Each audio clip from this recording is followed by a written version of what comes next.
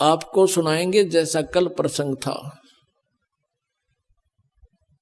और वेद जिसकी गवाही देते हैं कि वो परमात्मा अच्छी आत्माओं को, श्रेष्ठ आत्माओं को, दृढ़ भक्तों को आकर मिलते हैं। और दृढ़ भक्त वो होते हैं जो एक बार ज्ञान समझ लें, फिर सारा विश्व एक तरफ और वो भगत एक तरफ, वो मान्य नहीं करता किसी की। जैसे प्रहलाद के मन में समझ में आ गई, ठीक मेरा पिताजी तो नींद में बोला है, नो कह मैं भगवान हूं, मेरी पूजा करो। यू तो नींद में शनिपात के मरीज की तरह बांटा है। उसको पक्का ज्ञान हो गया था कि भगवान की पूजा से ही लाभ होगा। तो उसने सैकड़ों यातनाएं दी अपने पुत्र को, लेकिन प्रहलाद टस से मस नहीं हुआ। और पुण्यात्मा यही सची थी अब हुई, ये क्रोथा कांड हुआ। इसका कारण यही था कि नकली संतों, ऋषि, आचार्यों की दुकानें बंद होने के कागार पर आ गई। उनको यह डर था कि कहीं जनता को पता ना लग जाए सच्चाई का, और तुम्हें थूक के धक्का रहे। अगर तुम इसे आचार्य थे, तुमने कह का भी नहीं पता कहाँ के गुरु थे। उन्होंने राजा और प्रजा को भ्रमित करके कितना जुल्म ढा दिया, कितनी झूठ बोल दी, कितनी बकवाद कह दी कि वहां ऐसा होता है, ऐसा होता है। लेकिन आप जी प्रहलाद के रोल पर थे। आपने उस समाज और उस झूठे आचार्यों की और इस झूठे मीडिया की कतई नहीं सुनी। आप टस से मस नहीं हो सके, आपने प्रहलाद वाला रोल किया है। नहीं इतनी बुंडी सुनकर घर के भी दूर भाग जाए जो हमारे बारे में अफवाहें फैलाई। तो पुण्यात्माओं, यह परीक्षा थी परमात्मा की कि मेरे बच्चे मुझे कितना पहचान सके हैं। क्योंकि 1994 से लेकर 2006 में यू कांड हुआ था। 1994 से लेकर 2006 तक 12 वर्ष लगभग हो गए। इन 12 वर्षों के अंदर परमात्मा ने ये देखना था कि ये बच्चे मुझे कितना पहचान चुके हैं। क्योंकि आज से 600 वर्ष पहले परमात्मा ने एक परीक्षा की थी। एक वैश्या को, सुप्रसिद्ध वैश्या को हाथी पर बैठा के और हाथ में गंगा जल लेकर बोतल में और मुंह का लगा के, और उस वैश्या को हाथी पर बैठा के पूरे बाजार में घूम गए।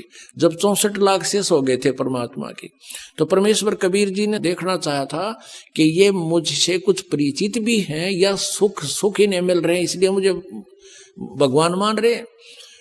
तो उसमें क्या हुआ कि सभी के सभी इस लीला को देखकर 64 लाख के 64 लाख भगवान से विमुख हो गए। लोक वेद सुन के दुनिया कहने लगी, देख थारे गुरुजी ने कितने निकम्मे हैं, ये कैसा जुल्म कर रहे हैं, सरेआम वैश्यावर्ती कर रहे हैं, शराब पी रहे हैं, वैश्या को साथ लिए। अब वो मूर्ख थे। परमात्मा कहा करते रहे, निकम्मियों, जब तुम्हें सुख होते थे, थारे दुख दूर होते थे, तुम्हारी जुबान का थूक सूख जाता था। मेरी महिमा गाते गाते जनता के सामने भगवान आए हैं, हम ऐसे दुखी थे, ऐसे दुखी थे, सुखी कर दिए। और आज मैं इतना गंदा हो गया कि शराब भी पीऊं और वैश्यावर्ती भी करूं, तुम्हारी इतनी बुद्धि भी काम नहीं करी, जाओ पड़ो बाढ़ में। यही देखना चाहो थे परमात्मा।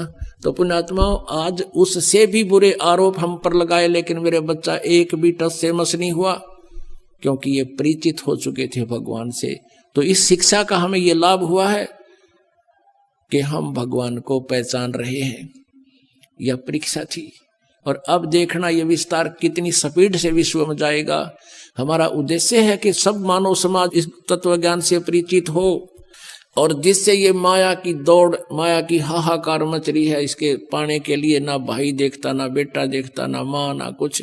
भाई बहन का आपस में रोज लड़ाई रहती है, झगड़े बढ़ गए हैं, पैसा कमाने के लिए रिश्वत है, तेरा गजब है। समाचार पत्रों में सुनते हैं, राजा लोग रिश्वत लेते हैं, जज लोग रिश्वत लेते हैं। आग लगी फिर रह गया कि इस पृथ्वी पर फिर कौन जीव बचेगा।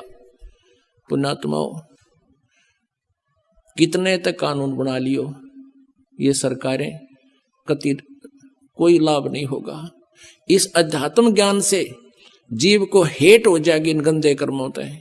उसको पता लग जाएगा कि कहाँ रखूंगा इस धन को, कि आग लाऊंगा, ये पाप मेरे साथ रहेंगे और माया मेरे साथ रहेगी नहीं। तो इस आधार से पूरे विश्व में शांति होगी। हम भगवान की भक्ति में बहुत समय लगा सका करेंगे।